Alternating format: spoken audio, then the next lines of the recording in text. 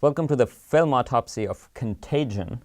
This is the new Steven Soderbergh film, which basically addresses that what if there was a virus that hits the world, which is communicated through breath, and what is that epidemic going to look like and how people will react to it.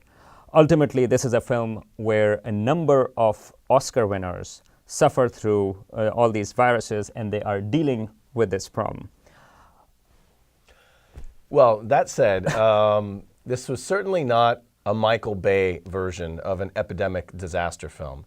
But that being said, it's more like a Jim Jarmusch version of this. And ultimately, I'm not a big fan of this film. I think the subject matter is deserving of a bit more dramatic intensity. I admired Soderbergh's touch of realism in terms of how he told the story and just the kind of the parameters of the story itself. Believable, realistic. But come on, you're talking about an epidemic that's going to knock out millions of people. And I didn't find that subject matter was dealt with in an appropriate way in terms of we needed a little bit more of dramatic intensity, some more harrowing scenes, not, cliched, mob violence scenes, but something a bit more. And two of the subplots, I have to say, one with the daughter, Matt Damon's daughter, that was just painful, unnecessary, and just really ridiculous, I thought. And the other one with Marion Cotillard, who is a scientist, and then she goes to Hong Kong and ends up getting kidnapped. It's just so sloppy. So ultimately, I think the film caught that dangerous pig bat virus and died a very boring, painful death. And that's the autopsy. That's what it says. Well, I was planning on... Oh, I thought we were done. I was planning on...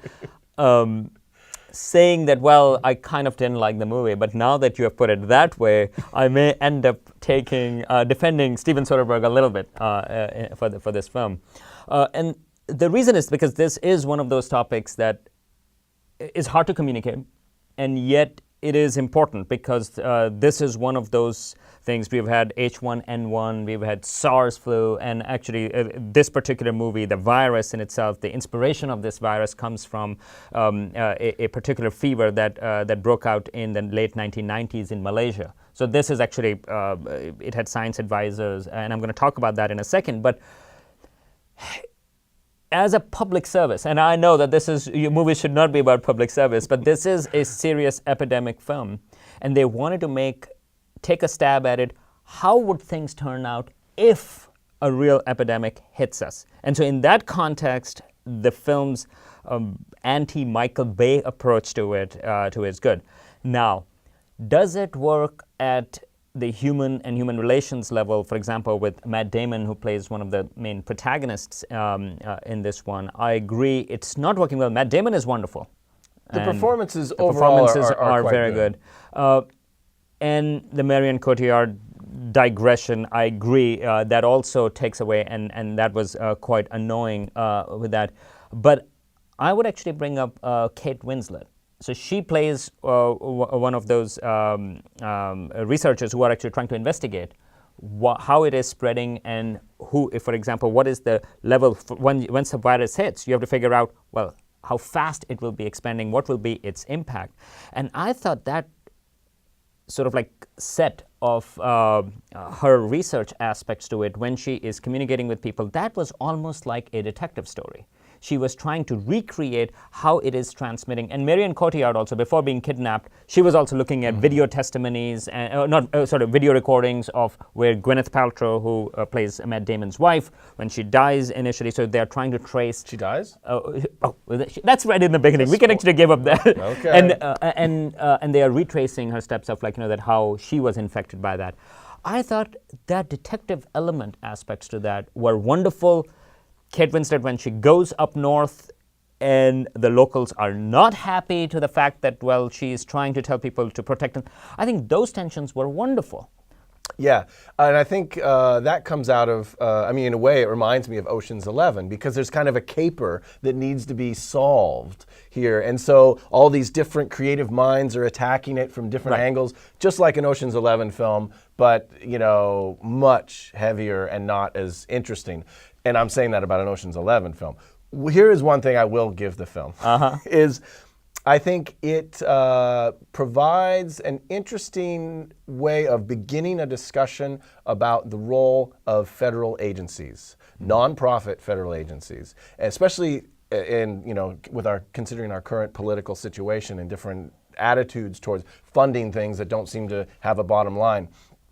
This film makes a pretty clear indication of the absolute necessity of agencies like FEMA, and just that there's a federal oversight to, you know, these kinds of potential disasters. And you have anything to say regarding that? And it's also this movie. They have a science advisor, Ian Lipkin, actually, who he's the professor of I think epidemiology at Columbia University, and he served. I think he stayed on the set for 25 days, and soon after the movie was released, he also wrote an op-ed piece in the New York Times, addressing this thing that what will we do when the real contagion happens, and so he made sure, first of all, like, you know, that the depiction of science is accurate, which is, as scientists, I mean, like, you know, so they always complain about the fact, like, you know, that science, these movies actually really short out the science, but in this movie, they haven't done that. The scientists were better dressed than most scientists I know, so that, I think, was an inaccuracy, but... Well, that's true. That was the fictional component. But so he was really concerned of that, and that's why he said, like, okay, so they really looked at what kind of virus is going to mutate and how fast it's going to go, and what are the travel routes and those things in there. And of course, that's where then a National Center for Disease Control comes in, which they are looking at. So I think I agree with you about the fact about the federal government, role of federal government in there. But I should also mention one person we did not mention is Jude Law. Jude Law is also in it, who is peddling alternative, sort of like a bit of a snake options. Oil salesman. Well, really. right, but this also shows up into our contemporary debates about, for example, the anti-vaccination campaign that's going on. But what the movie does well is doesn't take a really anti-science stand. It flirts with conspiracies, but it doesn't really go that route. But instead, it portrays humans as complex, not perfect. So even with the federal government aspects, they're complex. They're flawed, but not evil. And I flawed but necessary. Flawed, but yeah, and like, you know, that it's a complex story of what people do and how people do it. I mean, those are really down underneath. Most people are not evil. And those who do, we'll talk about the next one. But in this, so I actually think that kind of lower tone is what salvaged Contagion. Now, is Contagion a movie that's entertaining? Well, it depends upon your form of entertainment. But overall, it's a sort of like a lower end film. I don't think this is a movie that has to be seen in a theater, for example. I mean, right. Nor is this a film that would warrant repeated viewings. I don't think that is like that. But is it worth seeing? Absolutely. I don't think I can agree to that, but if it's on and you can't sleep, why not? And if I can add one other thing to that. Because the film isn't contagious, I don't think. The film think. is not contagious. Well, that's true. Film is not contagious. It can be quarantined, but you get to go and see it within the confines. But I should mention one angle they did not address, and it's just that from the stuff that I do, I mean, I get fascinated by it, is that historically, epidemics have played such a central role in changing history. And it really changes the fabric of societies.